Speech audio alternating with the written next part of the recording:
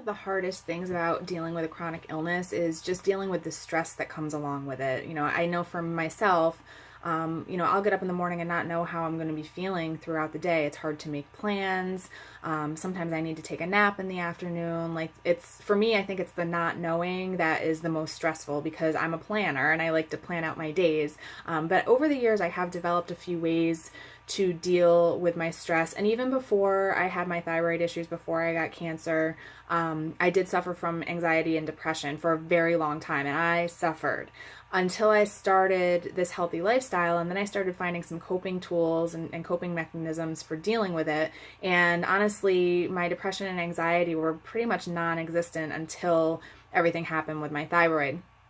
And, I just want to stress how important it is to be living a healthy lifestyle, to have some sort of fitness program that you're doing or fitness routine, and really be practicing healthy nutrition as much as humanly possible. That doesn't mean that you can't enjoy a meal out or eat what you want on vacation, but most of the time, if you're eating healthy, whole food nutrition, stuff that's not processed, real food, it's going to help you to feel better. And I think that's the most important thing, is do as much as you possibly can to make yourself feel as good as you possibly can. For a long time too, I suffered from migraines, and just changing the way I ate and really moving my body every day reduced my migraines from like 2 to 3 per week to maybe 1 a month. And so for me, that's huge, because if you suffer from migraines, you're like done. As soon as you get a migraine, or even as soon as you start feeling it coming on, it's just, you can't do anything. You can barely even keep your eyes open. So, that's just an example of how fitness and nutrition can really help with that. One of the other things that I've found that is very helpful for me with stress management is meditation.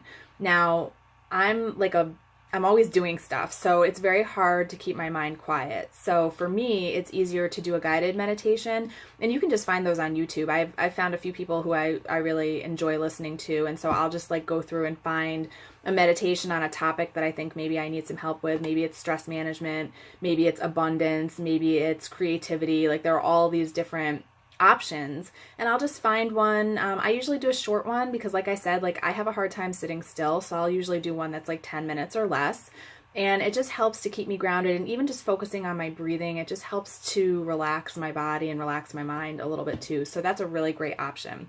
Yoga is absolutely fantastic for stress.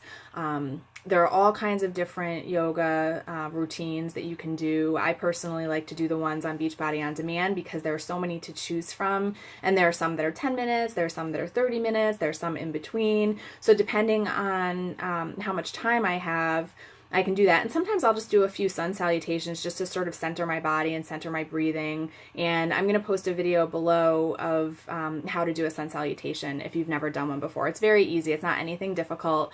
And really just 2 or 3 of those in the morning, or anytime you feel like you need to just calm down and center yourself. Anytime is a great time to do that. And you don't need a lot of space for it either. You can do it pretty much anywhere.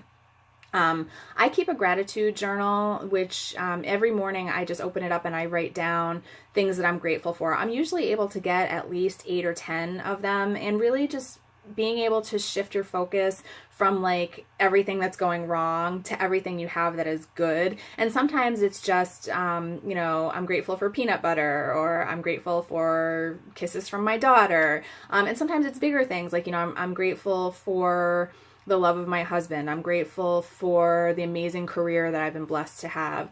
And sometimes it's little wins. I'm grateful that I was able to get through my workout this morning. I'm grateful that I was able to get out of bed this morning.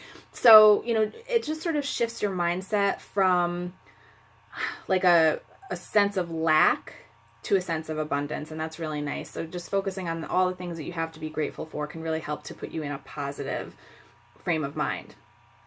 Probably one of the biggest things that has helped me is my personal development work. And when I say personal development, what I mean by that is working on yourself through learning. So reading books, going to seminars, watching YouTube videos, attending webinars, maybe purchasing a program, like I'm doing a Tony Robbins program right now, and really like listening and putting pen to paper and writing things out.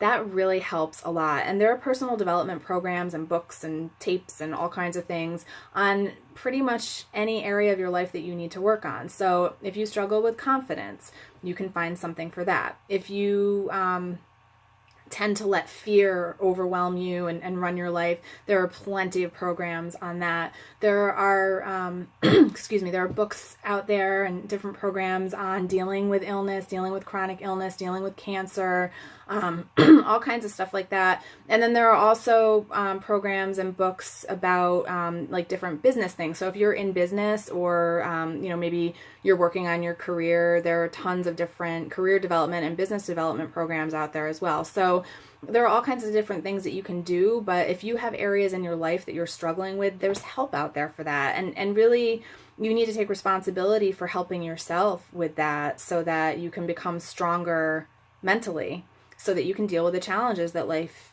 throws your way. Because let's face it, it's life. It's going to happen sometimes where you're going to have bad days or you're going to have difficulties that come at you. And you need to be able to be mentally tough so that you can deal with that.